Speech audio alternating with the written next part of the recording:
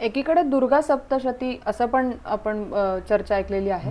तर नक्की पूजन कशा प्रकारे केलं जातं आणि त्याच्यासाठी म्हणून काही घरांमध्ये आपले पाठ असतात किंवा त्या रेखाटलेली असते, त्याविषयी काय सांगाल? खरं तर देवीच्या बाबतीत एक महाग्रंथ म्हणून ज्याचं पारायण म्हणून सगळीकडे वापर केला जातो किंवा देवी उपासनेमध्ये ज्याचं अगदी महत्त्वाचं योगदान आहे किंवा महत्त्वाचा ग्रंथ म्हणून ज्याला मानलं गेलेलं आहे, तो देवी उपासनेमध्ये सर्वात श्रेष्ठ असा ग्रंथ म्हणजे सप्तशती हा तो ग्रंथ आहे. आता सप्तशती असं याला का म्हटलेलं आहे, तर सप्त म्हणजे 7 आणि शती म्हणजे 100.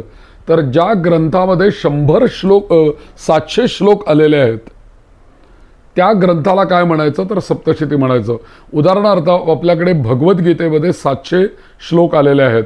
फक्त भगवद्गीतेमध्ये आणि सप्तशतीमध्ये फरक एवढाच आहे की सप्तशतीमध्ये 13 अध्याय आहेत आणि भगवद्गीतेमध्ये 18 अध्याय आहेत, पण श्लोकांची संख्या अगदी समसमान आहे. दोन्ही याच्यामध्ये 700 श्लोक आहेत, त्यामुळे दोन्हीही सप्तशतीच आहेत. सप्तशती हे त्या ग्रंथातल्या श्लोकांना धरून असलेलं नाव आहे आणि दुर्गा हे देवीचं स्वरूप असल्यामुळे त्याला म्हणतात दुर्गा सप्तशती. आणि कुलधर्म कुलाचारामध्ये आज खूप परंपरा खंडित झालेली आपल्याला दिसते, परंतु पूर्वीच्या काळी आजही कित्येक घरंदाज जी लोक आहेत त्यांच्याकडे आवर्जून कुलधर्म कुलाचारामध्ये अखंड दीप माला घट हे सगळं तर आहेच, पण अखंड त्यांच्याकडे सप्तशतीचा पाठ 9 दिवस वाचला जातो आणि 9व्या दिवशी नवमीच्या दिवशी या सप्तशतीचं हवनही केलं जातं आणि कोहळ्याचा बली दिला जातो. कोहळा एक फळ आहे जे आपण दारामध्ये बांधतो दृष्ट लागू नये म्हणून, त्या कोहळ्याचा बली त्या देवीला दिला जातो नवमीला. अशी कित्येक घराणे आज कुलधर्म कुलाचार म्हणून ते करतायत. पण मात्र मी असं सांगेन की आज खूप कुटुंब आपली विभक्त झालेली आहेत.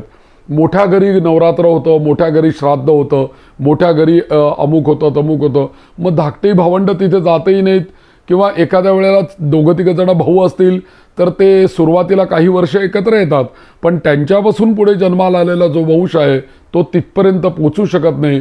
त्यामुळे पुढे पुढे पुढे कुलधर्म कुलाचारांचा सगळा अभाव निर्माण होतो. आमच्या एका मोठ्या शास्त्रीबुवांना असा एकाने प्रश्न विचारला होता की का हो शास्त्री बुवा, मला एक सांगा तुम्ही की मोठा भाऊ जर का नवरात्र करतोय तर धाकट्या भावाने करणं कंपल्सरी आहे का होते, तर किंवा श्राद्ध मोठा भाऊ करतोय मग धाकट्या भावाने जर का करणं कंपल्सरी आहे का. तर ते म्हणले की त्यांनी विनोदाने सांगितलं की मोठ्या भावाकडे TV आहे, त्यावेळेस टीव्हीचं खूप मोठं हे होतं, ते मोठ्या भावाकडे TV आहे, मग धाकटा भाऊ असं म्हणणार की मला TV नसेल तरी चालेल. मोठ्या भावाकडे फ्रीज आहे, माझ्याकडे नसला तरी चालेल. बाकी सगळ्या बाबतीमध्ये तंतोतंत तुम्ही सगळं स्वतंत्र करतात. मग कुलधर्म कुलाचार श्राद्ध पक्ष याच्या बाबतीत मोठ्यांनीच काय करावं. बरं ठीक आहे, एकाच शहरात एका गावात असतील तर ठीक आहे, येता जाता येतं, पण मात्र एक भाऊ जर का दिल्लीला असेल आणि दुसरा भाऊ जर का चेन्नईला असेल आणि वडिलांचं श्राद्ध आलं किंवा नवरात्र आलं, दोघांनाही रजा मिळत नाही किंवा त्यांच्या पत्नी ज्या आहेत त्यांना रजा मिळाली नाही, तर हे एकत्र कसे यावे कुलधर्म कुलाचाराकरता. मग अशा वेळेला काय करायचं, मग एकाच्याकडे कुलधर्म कुलाचार होईल, मग दुसऱ्यांनी काय करायचं. म्हणून दातेशास्त्रींनी सांगितलं की जिथे कुटुंब विभक्त झालेलं आहे तिथे त्यांनी स्वतंत्र कुलधर्म कुलाचार करावा. कमीत कमी आपल्या घरामध्ये असलेली देवी आहे तिची स्थापना करावी, अभिषेक वगैरे करून आपल्या घरामध्ये आपण अखंड माला बांधू शकतो, अखंड दीपता ठेवू शकतो आणि महत्त्वाची गोष्ट सप्तशतीचे पाठ करून घेऊ शकतो.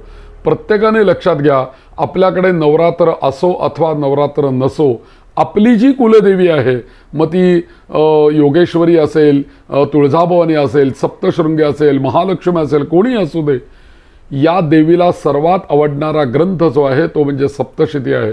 प्रत्येकाने असं मी तुम्हाला या पॉडकास्टच्या निमित्ताने असं सांगेन की प्रत्येकाने असं लक्षात ठेवा की वर्षातनं एकदा तरी माझ्या घरी दुर्गा सप्तशतीचे पाठ झालेच पाहिजेत. आणि मग ते एक पाठ करून भागत नाही, कमीत कमी ते पाठ करावेत तर 10 पाठ करावेत, 12 पाठ करावेत, 14 पाठ करावेत, म्हणजे आपल्याला त्या अनुष्ठानाचं योग्य फल मिळतं. जसं आहे की गणपती अथर्वशीर्ष एकदा म्हणून भागत नाही, ते 21 वेळेला म्हणावं लागतं. तसं दुर्गा सप्तशतीचा एक पाठ तरी करून घ्या, पण एक पाठ एका पाठापेक्षा सुद्धा 10 पाठ केले तर त्याचं जास्ती फल आहे. 12 पाठ केले, 14 पाठ केले तर त्याचं आपल्याला हवन तर्पण मार्जन करावं लागत नाही. असं आहे. म्हणून 10, 12, 14 संख्येने तुम्ही जर का पाठ वर्षातनं, मी म्हणतो अगदी नवरात्रात नाही जमलं तर अश्विन महिना हा संपूर्ण देवीचाच आहे. या अश्विन महिन्यामध्ये दुसरं कुठलंही दैवत नाही. नवरात्र झाल्यानंतरही तुम्ही दिवाळीपर्यंत पाठ करू शकता. चैत्र महिन्यात सप्तशतीचे पाठ करून घेऊ शकता, पौष महिन्यामध्ये पाठ करून घेऊ शकता, किंवा मी मगाशी सांगितलं आषाढ महिन्यामधल्या गुप्त नवरात्रीच्या काळामध्ये आपण सप्तशतीचा पाठ करून घेऊ शकता. पण आज प्रत्येकाच्या घरामध्ये देवीचं सप्तशती म्हणजे काय हो दुसरं तर देवीने केलेल्या पराक्रमाचं वर्णन आहे. ज्याला असं वाटतं ना की आपल्या घरामधली पुढची पिढी ही पराक्रमी जन्माला यावी, अन्यायाच्या विरुद्ध, राक्षसी प्रवृत्तीच्या विरुद्ध लढायला उभा राहणारी आमच्या घरामध्ये प्रजा जन्माला यावी, किंवा आमच्या कुटुंबातल्या सगळ्या मंडळींना धैर्य प्राप्त व्हावं, अशा लोकांनी आपल्या घरामध्ये सप्तशती केलीच पाहिजे. अनेक प्रकारच्या आपल्याकडे बाधा असतात, त्याच्यामध्ये पितृदोष असतात, त्याच्यानंतर कुलदैवत दोष असतात, आणि मग लोक पत्रिका दाखवत जातात, ज्योतिषी सांगतात. मग ज्योतिषी सांगतो पत्रिका बघून, अरे बाबा तुझ्या कुलदेवीचा दोष तुला पत्रिकेत दिसतोय तर तुझ्या कुलदेवी करता काहीतरी करून घे, मग नवचंडी कर, शतचंडी कर, मग देवीला जाऊन ये. त्यावेळेला बिचारे कुलदेवी शोधायला बाहेर पडतात. अशी एकीकडे गुरुजी उपवास आणि ह्या सगळ्या गोष्टी पण करून देवीची आपण प्रार्थना करतो आणि उपवास केले जातात. ह्याचं प्रमाण पण सध्या वाढताना दिसतंय. एकीकडे 9 दिवस पूर्ण उपवास, आणि अगदी सहज गैरसमज आहेत की पायात चप्पल न घालणं किंवा फक्त जलप्राशन करून फक्त आपण उपवास करत राहणं, ह्या गोष्टीबद्दल काय सांगाल? समज आणि गैरसमज. मुळामध्ये उपवास जो काही आहे तो उपवास केलाच पाहिजे. नवरात्राचा महत्त्वाचा उद्दिष्ट आहे की उपवास हा त्यातला महत्त्वाचा आहे. तर उप या शब्दाचा अर्थ जवळ, आणि वास म्हणजे त्या देवतेच्या सान्निध्यात आपण राहणे, हा खरा उपवास आहे. आपल्या दृष्टीने आपण उपवास म्हटलं की आपल्याला साबुदाण्याचे वडे आठवतात, खिचडी आठवते, भगर आठवते, त्यानंतर शेंगाड्याचा उपमा आठवतो, आणि वेगवेगळे पदार्थ. आता उपासाची कचोरी, उपासाची मिसळ पण काढली आहे. तर असे सगळे पदार्थ आपल्याला आठवत राहतात. पण वस्तुतः आपल्या शरीराला कोणताही भोग, आपल्या शरीराला कोणत्याही इंद्रियांना, जिव्हा हे आपलं इंद्रिय आहे ना, त्या इंद्रियावरती पूर्णपणे या शक्तीने ताबा ठेवणं, आणि त्या जिव्हेचा उपयोग एकच, जगदंबेचं नामस्मरण. या नेत्रांचा, या हातांचा, या पायांचा उपयोग एकच. 9 दिवस मी फक्त अखंड त्या देवीची सेवा करेन, माझं प्रत्येक इंद्रिय देवीच्या सेवेमध्ये असेल, अशी कल्पना करा. आणि मग त्या इंद्रियांना, त्या इंद्रियांचे भोग न देणं, हा खरा उपवास आहे. पण एकीकडे आरोग्य आणि परंपरा याविषयी काय सांगाल? आता मग उपवास जर का करायचा असेल तर उपवासामध्ये फास्टिंग होतं, आणि फास्टिंगमध्ये तर आरोग्य आहे, हे सगळं जग आता सांगायला लागलेलं आहे. मी मध्यंतरी असाच एक व्हॉट्सअपवर काहीतरी वाचलं होतं की 30 दिवसामध्ये तुम्ही कमीत कमी 2 दिवस पूर्णपणे निर्जला फास्टिंग करा म्हणून. आता त्यांनी शब्द इंग्लिश वापरले होते, पण निर्जला एकादशी करा 2 महिन्यामध्ये, असं मी वाचलं होतं. याचा परिणाम असा होईल की तुमच्या शरीरामध्ये कधीही कॅन्सरचे पेशी निर्माण होणार नाहीत, तुम्हाला कॅन्सर होणार नाही असं त्यांनी सांगितलं होतं. म्हणजे आपल्या पूर्वसुरींनी संपूर्ण वर्षभरामध्ये येणाऱ्या 12 महिन्यांमध्ये दर 15 दिवसांनी एकादशी येते. मग तुम्ही नवरात्रामध्ये तुम्ही एक अशी कल्पना करा की नवरात्रामध्ये वर्षा ऋतू संपून शरद ऋतू निर्माण होतोय. आयुर्वेदामध्ये ऋतुचर्या आहे, ऋतूप्रमाणे तुम्ही तुमचं जीवन बदललं पाहिजे. आणि संपूर्ण श्रावण महिना, भाद्रपद महिना पितृगणांचं भोजन आपण विविध पदार्थांचं पितरांना दिलेलं असतं 15 दिवस, आणि त्याच्यानंतर नवरात्र येत आहे. मग आता नवरात्रामध्ये 15 दिवस फास्टिंग. तुम्हाला तर ऋतू बदलला आहे, मग तिथे तुम्ही जास्ती जडान्न खाऊ नका. जडान्न जर का तुम्ही खाल्लं तर सप्तशतीचा पाठ वाचताना झोप येईल, म्हणून तुम्ही जडान्न खाऊ नका. आणि म्हणून हे सगळे नियम आले. मग कमीत कमी 9 दिवस खरं तर उपवास करावा असं सांगितलं आहे. पण समजा आम्हाला 9 दिवस नाही उपवास करता आला तर निदान दिवसभर उपवास करावा, एकभुक्त राहावं, संध्याकाळी जेवावं, हा एक पर्याय झाला. समजा जर का आम्हाला 9 दिवस नाही हे करायला जमलं तर काय करू शकतो आपण ज्याला म्हणतो ना बसती उठती, म्हणजे देवी बसते त्या दिवशी उपवास करायचा, उठते त्या नवमीला उपवास करायचा. म्हणजे किंवा मग अष्टमी आणि नवमी, ललिता पंचमी आणि प्रतिपदा असे 3 उपवास आपण करू शकतो. प्रतिपदा नाही जमली तर ललिता पंचमी आणि नवमी तुम्ही उपवास करू शकता, तरीसुद्धा आपल्याला नवरात्राचं फल मिळेल असं शास्त्रांनी सांगितलेलं आहे. पण उपवास करणं म्हणजे कुठलाही आहार आपल्या शरीराला न देणं हा त्यातला अत्यंत महत्त्वाचा आहे. आमच्या सगळ्या लोकांनी अशी गंमत करून टाकली गेल्या अनेक वर्षांमध्ये की हा जो नवरात्रातला कुलधर्म कुलाचार आहे किंवा उपवास हा जो काही आहे तो घरातल्या वृद्ध माणसांना देऊन टाकला. ए बाबा, तो आमच्या आई करते, आमची आजी करते, आमच्या आजोबा उपास करतात. पण खरं तर वस्तुतः हे सगळं तरुणांनी केलं पाहिजे. आणि त्यातही काय तर पुरुष म्हणले, पुरुष आजोबा जे असतात त्यातल्या त्यात जे वृद्ध ते म्हणतात नको रे आमची बायको करते. आणि हे सगळे उपवास आले ते बिचाऱ्या बायकांच्या वाट्याला आले. आणि त्यामुळे घरातली स्त्री आपली उपवास करते बिचारी श्रद्धा ठेवून. पण असं मात्र हे नाही, सगळ्या घरांनी उपवास ठेवायला सांगितलं आहे. नाही जमलं तर निदान पती पत्नींनी ठेवावा. लोकांनी कमीत कमी घरातल्या सगळ्यांनीच अष्टमी नवमी आणि प्रतिपदा करावी, कमीत कमी उपवास असं सांगितलेलं आहे. एकीकडे हा झाला प्रश्न, आपलं सविस्तर उत्तर झालं हे उपवासाबद्दल. पण काही असे सुद्धा गैरसमज आहेत की चप्पल न घालता न परिधान करता आपण बाहेर फिरणं किंवा केशाला तो कंगवा न लावता आपण न आवरता बाहेर पडणं, ह्या अशा पण गैरसमज आहेत महिलांकडे. आणि त्याचा उपप्रश्न असा की जसं आपण आता म्हणालात की सर्व गोष्टी ह्या सगळ्या उपवासासंबंधी ज्या आहेत तर त्या महिलांकडे येऊन पडतात. आणि शेवटी रूप राहतं की बाईनी उपास करू दे, त्या महिलेने उपास करू दे आणि सगळं काही देवी प्राप्त होईल, घरी सगळं सुख समाधान येईल. याविषयी काय सांगाल? पण हे खरं तर चूकच आहे. मी आत्ताच सांगितलं, घरातल्या देवाची पूजा सुद्धा घरातल्या आहे ना, घरातल्या कर्त्या पुरुषांनी केली पाहिजे. का स्त्रीनी करायची पूजा? आणि ती बिचारी कुलधर्म सांभाळते, कुलाचार सांभाळते, नैवेद्य, पूजा, आरती, धूपा सगळं तीच सांभाळते. असं का? घरातल्या कर्त्या पुरुषांनी देवाची पूजा केली पाहिजे हे शास्त्र आहे बरं. आणि म्हणून कर्त्या पुरुषांनीच हा उपवास केला पाहिजे हे मूळ शास्त्र. आणि मी हे पॉडकास्ट तुम्ही जे ऐकताय याच्यातनं तुम्ही हा बोध घ्या की आपण घरातल्या सगळ्याच कुटुंबांनी हे नवरात्र केलं पाहिजे आणि सगळ्यांनी मिळून हा उपवास केला पाहिजे. हा बोध या पॉडकास्टच्या रूपाने तुम्ही घ्या. आता दुसरी गोष्ट अशी आहे की मी मगाशी तुला उपवासाचं सांगितलं की जसा मी माझ्या जिव्हेची रसनेंद्रिय म्हणजे जिव्ह्याला कोणताही मी तिखट खारट माझ्या जिभेला जे रुचकर लागेल असे कोणतेही रस मी माझ्या जिव्हेला देणार नाही आहे. माझ्या जिव्हेला पूर्ण अलिप्त ठेवणार आहे रसांपासून, किंवा जिव्हा लोलुप्याकरता मी आता काही खाणार नाही आहे. जसं जिव्हेच्या बाबतीत आहे तसं माझ्या शरीराला नटवण्याकरता रोज मी कंगवा वापरतो, रोज मी दाढी करतो सकाळी उठल्या उठल्या आणि मगच बाहेर पडतो. मग आता 10 दिवस तू स्वतः नटवू नको, आता तू देवीला नटव, तिचा उत्सव साजरा कर. मग मी माझ्या याला ब्लेड लावणार नाही, दाढी करणार नाही, मी कसाही दिसलो तरी चालेल. भगवतीच्या आराधनेमध्ये म्हणजे दाढी करण्याचा जो वेळ आहे ना तो सुद्धा देवी उपासनेला दे. कारण हा नवरात्र पुन्हा वर्षभर मिळणार नाही रे बाबा. मग तू हा वेळ कशाला फुकट घालवतोयस? कंगवा लावून वेणी घालण्यामध्ये, नटण्यामध्ये, मुरडण्यामध्ये किती वेळ जातोय ना आपला दिवसभरामध्ये. प्रत्येकाने म्हणजे पुरुष आणि महिला दोघांनाही नटणं मुरडणं म्हटलं की आणि ते त्याला वेळ खूप जातो. यापेक्षा आपण तो सगळा वेळ या सत्कर्मामध्ये लावावा. म्हणून भक्तांनीच हा निर्णय घेतलेला आहे त्या देवीच्या भक्तिपोटी की नाही आई, मी आता तुझ्या सेवेमध्ये आहे, मी कशीही असेन तरी तुला मी प्रियच आहे, कारण तुझं मी लेकरूच आहे. त्यामुळे मी आता स्वतः नटणार नाही, तुला नटवणार. आणि तो सगळा वेळ त्यांनी उपासनेकरता दिला. त्यातून हे नियम तयार झाले की मी कंगवा लावणार नाही, मी दाढी करणार नाही, आता चप्पल घालणार नाही. आधी पहिली गोष्ट म्हणजे पूर्वीच्या काळी अजूनही गावाकडची लोक नवरात्र साजरा करतात ते खरं तर वेश ओलांडून बाहेर जातच नाहीत. आणि ते सीमोल्लंघनाच्या वेळेला म्हणजे विजयादशमीला नवरात्र घरातलं उठल्यानंतर ते बाहेर पडतात. मग आपल्याला बाहेरच पडायचं नाही तर चप्पलचं कारणच नाही आहे. त्यातून पडायची वेळ आली समजा का काही संकटकाळी, तर मी व्रतात आहे याची सतत मला जाणीव कशी होणार? मला घरी नवरात्र आहे, घरी माझी देवी वाट बघती आहे, मला ही उपासना करायची आहे, मला संध्याकाळी दिवा लावायचा आहे, मला संध्याकाळी आरती, ह्याची एक काहीतरी टोच राहिली पाहिजे ना मनाला.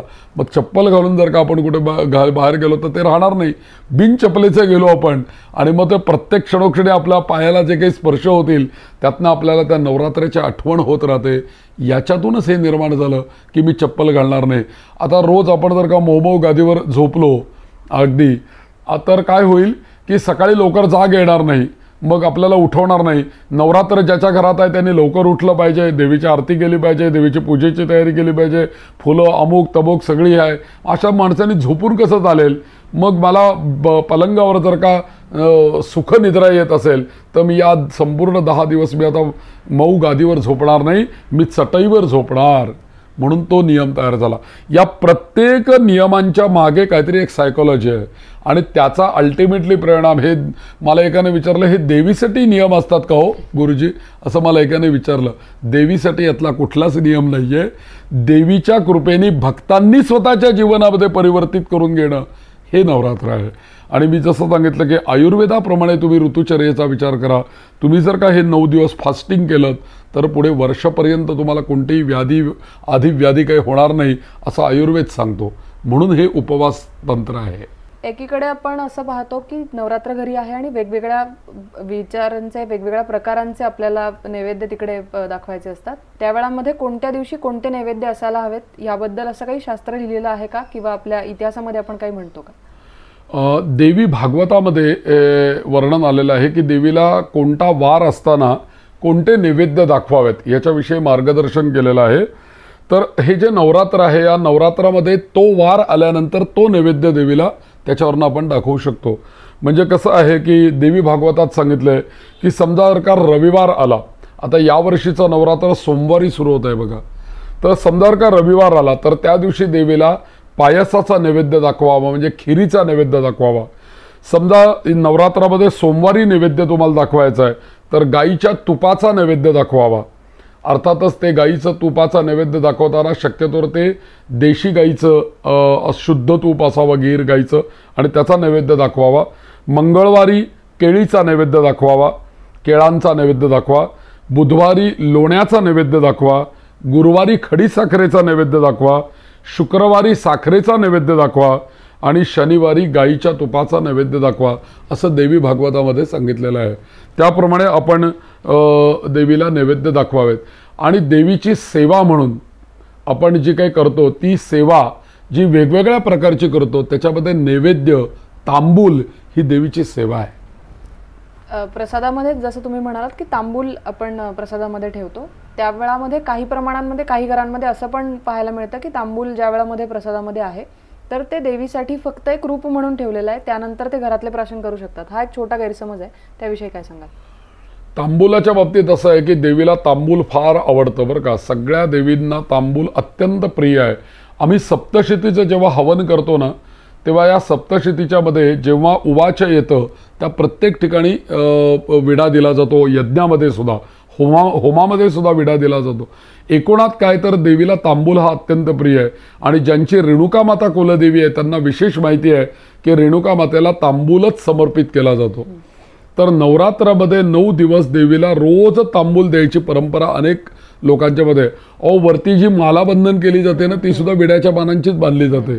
त्या विड्याच्या पानांवरती काहीतरी रीम किंवा अशी काहीतरी अक्षर गंधाने लिहून ती माळ बांधली जाते विड्याच्या पानाची. तर तांबूल हा अत्यंत देवीला प्रिय आहे, देवीला अर्पण केला जातो. पण मात्र समजा जर का विडा खाल्ला आणि आपले जर का उपवास असतील तर उपवास मोडेल, हा मुळात इथे गैरसमज आहे. तर इथे 9 दिवसांमध्ये देवीचा प्रसाद म्हणून जर का आपण तांबूल खाल्लं तर उपास मोडायचं काही कारण नाही आहे. त्यामुळे देवीचा प्रसाद म्हणून आपण देवीला ठेवलेला तांबूल विडा आपण प्रसाद म्हणून खाऊ शकतो. पण देवीला तांबूल हा ठेवावा. बरं, नवरात्रातला तो एक भाग आहे. एकीकडे नवरात्रातले हे आपण असे सर्व माहिती घेतोय, आपण आता सगळा अभ्यास आपण पाहतोय, पण एकीकडे असं पण पाहायला मिळतं की तरुण वर्ग गरबा करणं आणि ते सगळं इव्हेंटचं स्वरूप आपण आता झालेलं पाहतोय. त्याच्यामध्ये तरुण वर्गाला त्यातली जी ही आत्ताची संपूर्ण माहिती आहे त्याचं कुठेतरी महत्त्व कमी झालेलं दिसतं आणि त्याचं फक्त इव्हेंटचं स्वरूप प्राप्त झालं असं वाटतंय का? नक्कीच वाटतं आहे. आनंदाने नृत्य करणं, सहर्ष नृत्य करावं भगवंताच्या समोर. कारण देवानी सुद्धा नृत्य केलेलं आहे, देवीनी सुद्धा नृत्य केलेलं आहे, त्याबद्दल प्रश्नच नाही. आपण गणपतीच्या बाबतीतच गणपतीचं मोठं प्रसिद्ध गाणं आहे गणराज रंगी नाचतो नाचतो. तर त्या गणपती बाप्पाने सुद्धा नृत्य केलेलं आहे. परंतु त्या नृत्यामध्ये नृत्य हा त्या संपूर्ण पूजेमधला संगीत किंवा नृत्य हा जो काही उपचार आहे तो अगदी त्या उपचारांपैकी एक उपचार म्हणून तिथे समर्पित करणं हा एक त्यातला पूजेतला भाव झाला. परंतु सगळं बाकीचं सोडून त्या नृत्यालाच मोठं महत्त्व देणं हे मात्र चुकीचं आहे. म्हणजे अनेक जे उपचार आपल्याला देवीला समर्पित करायचे आहेत त्यातला एकाच मुख्य उपचाराला आजच्या काळात बोलायचं तर हायलाईट करणं म्हणजे काय झालं की तेच फक्त तुम्ही करण्याकरता देवीच्या दारात आलेले आहात असं. कित्येक वेळेला असं आज आपण दिसतं की ते आम्ही एका ठिकाणी असेच सार्वजनिक नवरात्राच्या ठिकाणी दरवर्षी यज्ञाला जातो आणि तिथे आमचा नेमका यज्ञ संपल्यानंतर ती टिपऱ्या घेऊन अनेक मंडळी तिथे गरबा नृत्य करता येतात त्या दिवशी संध्याकाळी. तर कित्येक लोक ते नृत्य करायला आलेली लोक त्या कठड्याच्या भोवती त्या यज्ञमंडळाच्या भोवती अशी उभी असतात, पण त्यातला एकही बरीच मंडळी त्या यज्ञाला त्या देवीला नमस्कारही करताना दिसत नाही किंवा तिथे जे काही ब्रह्मवृंद जमलेले आहेत ते सगळ्यांना आशीर्वाद देतात किंवा तिथे नमस्कार करताना दिसत नाही. म्हणजे ते आलेत कशा करता या मंदिरामध्ये असा हा प्रश्न निर्माण होतो. तर मूळ देवीचा उत्सव आहे, देवीचं स्वरूप आहे, नवरात्र आहे म्हणून आज माझं नृत्य आहे, हा त्यातला भाग आहे. नृत्य आहे म्हणून देवी नाही आहे, देवी आहे म्हणून नृत्य आहे, हा भाग सांभाळावा आणि आनंद त्यातनं. आणि त्यातनं कुठलंही नृत्य करत असताना बिभत्स नृत्य, विकृत दर्शन आपल्या वाणीतून, आपल्या आजच्या काळात बोलायचं जर का बॉडी लँग्वेजमधनं आपल्या कोणतेही विकृत दर्शन होईल असं कोणतेही कर्म करायला धर्मशास्त्राची परवानगीही नाही. आणि असं जर का आपण देवीसमोर जर का करू लागलो तर देवताही आपल्याला काही आशीर्वाद देणार नाहीत, त्या आपल्यावर रागवतीलच. आणि म्हणून प्रत्येकाने ही गोष्ट लक्षात ठेवून त्या मनाने वर्तन करणं एवढं मी म्हणेन. अगदी काही शेवटचे 2 प्रश्न. त्यातला एक प्रश्न असा की काही आता सध्याच्या काळांमध्ये असं खूप प्रामुख्याने पाहायला मिळतं की नवरात्रीचे 9 दिवस वेगवेगळे रंग आणि त्याची जी काही छटा आहे ती खूप प्रामुख्याने पाहायला मिळते की रंग अगोदरच आहेत त्याप्रमाणे मग ते देवीसाठी म्हणून साडी आणि त्या सगळ्या गोष्टी स्वरूप धारण करणं आणि महिलांचं त्याप्रमाणे मग गरबा आणि या नृत्यकलेसाठी म्हणून वेळ देणं, याविषयी काय सांगाल? आणि शेवटचा अगदीच प्रश्न, देवीचं वाहन आहे आणि त्याची जी माहिती आहे तर ती काही जणांकडे खूप वेगवेगळ्या पद्धतीनं पाहायला मिळते आणि देवी मातेचं फक्त पूजन करणं आणि त्यानंतर फक्त तो इव्हेंटचं स्वरूप धारण करणं याच्याविषयी दोन्हींमध्ये काय फरक वाटतो? तर रंग हे सगळे, देवी ही शेवटी स्त्री आहे आणि आमच्याकडे कसं आहे की आता शंकर आहेत ते पुरुष आहेत, गणपती पुरुष आहे, विष्णू पुरुष आहेत, पण या सगळ्या पुरुष देवतांची जेव्हा आपण पूजा करतो तेव्हाची पूजा आणि देवीची पूजा याच्यामध्ये थोडा फरक आहे.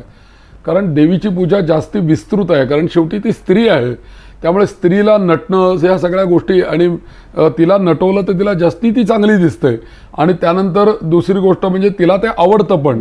म्हणून देवीची पूजा अधिक उपचारांनी केली जाते. म्हणजे अगदी तुला जाता जाता अशी माहिती देतो की बाकीच्या देवतांची 16 उपचार पूजा केली जाते, 16.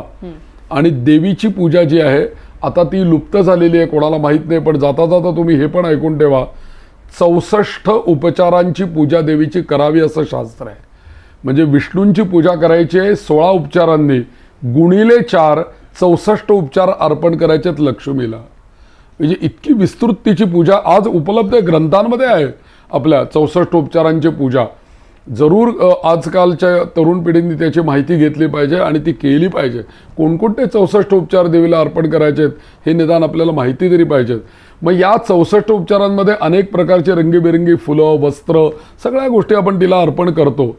पण याचा अर्थ असा नव्हे की त्या, पुन्हा मी मगाशी नृत्याच्या बाबतीत जे सांगितलं तेच मी पुन्हा सांगतो की त्या रंगांना महत्त्व नाही आहे. शेवटी त्या महाकाली, महालक्ष्मी, महासरस्वती स्वरूपाच्या पलीकडे जी अनादी निर्गुणी शक्ती आहे तिचं महत्त्व आहे. तिला रंग नाही आहे, तिला आकार नाही आहे, उकार नाही आहे, तिला मुळात कोणताच रंग नाही आहे. तर तिच्या नावाने आपण पिवळान पांढरान असं जर का करत बसलो सगुणामध्ये येऊन तर ते योग्य ठरणार नाही. आणि असं कुठल्याही पुराणामध्ये, देवी भागवतामध्ये किंवा अन्य कुठल्याही देवीच्या ग्रंथांमध्ये अमुक दिवशी अमुक वस्त्र परिधान करून देवीचं दर्शन करावं आणि देवीसमोर नृत्य करावं असा कुठेही उल्लेख नाही. पण गत 15-20 वर्षामध्ये हा कुठून तरी प्रघात सुरू झाला आणि सगळ्यांनी तो शिरोधार्य मानला आणि सगळे लोक ठीक आहे, काय हरकत नाही, पण तेच करायला पाहिजे आणि तेच शास्त्र आहे असं मात्र कोणी त्याच्यावर आवर्जून बोलू नये. आपली हौस म्हणून आपण वेगवेगळे परिधान वस्त्र करावीत, अलंकार घालावेत, त्याबद्दल काही कोणाचं दुमत नाही आहे. पण मात्र तेच सर्वस्व आहे असं मात्र चुकीचं आहे. म्हणजे आज पिवळा रंग आहे आणि समजा का मी हिरवी साडी नसून देवीला दर्शनाला गेले तर देवी रागवेल की काय आपल्यावर, असं होणार नाही. तर असं काही नाही आहे. जो आपल्याला जे काही वस्त्र चांगलं परिधान करून जाणं हे महत्त्वाचं आहे, पण तो रंग देवीचा आहे आणि तो आज आपण नेसला पाहिजे. हे मात्र ग्रहांप्रमाणे ज्योतिषशास्त्रामध्ये रंग मात्र आहेत की बाबा सोमवार हा चंद्राचा आहे मग पांढरं वस्त्र, किंवा गुरुवार हा गुरुचा आहे पिवळा रंग त्याचा आहे मग पीत वस्त्र परिधान करावं, हे ज्योतिषशास्त्रामध्ये आहे, त्याबद्दल प्रश्न नाही. म्हणजे त्याला एक प्रकारचं ज्योतिषी हे सांगत असतात की त्यानुसार आपल्याला किंवा आपल्या राशी परत्वे, आपल्या नक्षत्र परत्वे, ह्या सगळ्या गोष्टी ज्योतिषशास्त्रामध्ये, नवरात्रामध्ये ते नाही आहे. हा विषय महत्त्वाचा आहे. आणि दुसरी गोष्ट, तुझा काय प्रश्न होता? वाहन आणि त्याची आतापर्यंतची माहिती. वाहनाच्या बद्दल मी असं सांगेन की देवीचे जे काही वाहन आहे मुळामध्ये ते वाहन म्हणजे एक तर सिंह वाहन आहे, आणि सिंह वाहनाच्या बरोबर प्रत्येक वेळेला देवी कुठल्या रूपामध्ये प्रकट होते आणि प्रत्येक वेळेला ती आपल्या कोणत्या रूपाने ती आपल्या समोर येते याच्याविषयी देवी भागवतामध्ये सांगितलेलं आहे. देवीचं वाहन कोणतं आहे आणि असे कोणत्या वाहनांचे वेगवेगळ्या माहिती आपल्याला पाहायला मिळतात, वाचायला मिळतात, त्यापैकी काय माहिती सांगाल? मुख्यतः देवीचं जे वाहन आहे ना ते सिंहारूढ देवी आहे. सिंह हे देवीचं वाहन आहे. आणि उमा आणि शंकर म्हणजे पार्वती आणि महादेव यांच्या बाबतीत महादेवांचं वाहन आहे नंदी आणि पार्वतीचं वाहन आहे सिंह. त्यामुळे पार्वती जगदंबा आहे, तिच्यापासूनच पुढे सगळी ही शक्तिपीठ निर्माण झालेली आहेत. त्यामुळे मूळ देवीचं वाहन आहे सिंह. या महिषासुराशी जेव्हा देवीने युद्ध केलं त्यावेळेला सिंहाने सुद्धा त्या महिषासुराला पंजानी मारलंय, किंवा सिंहसुद्धा आक्रोश करून गर्जना करून त्या महिषासुरावरती धावून गेलाय, अशा अनेक वर्णनं सप्तशतीमध्ये आपल्याला ऐकायला मिळतात. शुंभ निशुंभ किंवा दैत्यांच्या वेळेला. तर मूळ वाहन तिचं सिंह आहे. पण देवी भागवतामध्ये अशी गंमत केलेली आहे, सांगितलेली आहे की जर का कोणत्या वारी नवरात्र सुरू होत आहे त्याप्रमाणे देवी कोणत्या वाहनावर बसून या पृथ्वीतलावरती अवतरते हे त्या देवी भागवतामध्ये सांगितलंय. तर त्यांनी असं सांगितलेलं आहे की शशी सूर्य गजारूढा शनी भौमे तुरंगमे गुरौ शुक्रे च दोलायाम बुधे नौका प्रकीर्तिता असं सांगितलेलं आहे. म्हणजे काय की 7 वारांनुसार कोणत्या वारी देवीचं नवरात्र आलं त्याच्यावरती देवी कोणत्या वाहनात बसून आता अवतरणार आहे हे ठरतं, हे त्यांनी सांगितलेलं आहे. समजा वेगवेगळ्या वाहनांवरून देवीचं आगमन होतं. नवरात्र आरंभ जर का सोमवारी किंवा रविवारी होत असेल, आत्ताच्या यावर्षीचं नवरात्र सोमवारी सुरू होत आहे, तर सोमवारी किंवा रविवारी होत असेल तर याचा अर्थ असा आहे की देवी हत्तीवर बसून अवतरणार आहे. म्हणजे यावर्षीचं पहिलं तिचं वाहन आहे हत्ती, हत्तीवर बसून येणार आहे. शनिवार किंवा मंगळवार जर का नवरात्र सुरू होणार असेल तर देवीचं आगमन हे अश्वारूढ होतं, म्हणजे घोड्यावर बसून देवी येते. त्याच्यानंतर शुक्रवारी घटस्थापना असेल तर देवीचं आगमन हे पालखीमधून होतं, डोलीमधून. आणि त्याच्यानंतर अश्विनी शुद्ध प्रतिपदा घटस्थापना जर का बुधवारी आली तर मात्र देवीचं आगमन हे नौकेमध्ये बसून होतं. ती याच्यातनं नौकेमध्ये बसून येतं. आणि त्यानुसार यावर्षी देवीचं आवाहन आत्ता या सोमवारी अश्विन नवरात्र सुरू होत आहे आपलं. त्यामुळे देवी ही हत्तीवर आरूढ होऊन तुमच्या आमच्या कल्याणाकरता आणि तुम्हाला आम्हाला आशीर्वाद देण्याकरता येणार आहे. धन्यवाद गुरुजी. आपल्या अनेक उत्तरांनी आपल्या अनेकांचे समज आणि गैरसमज आपले खूप मोकळे झालेले आहेत. नक्कीच आपल्या सर्वांना नवरात्रीच्या खूप शुभेच्छा. पुन्हा एकदा धन्यवाद गुरुजी.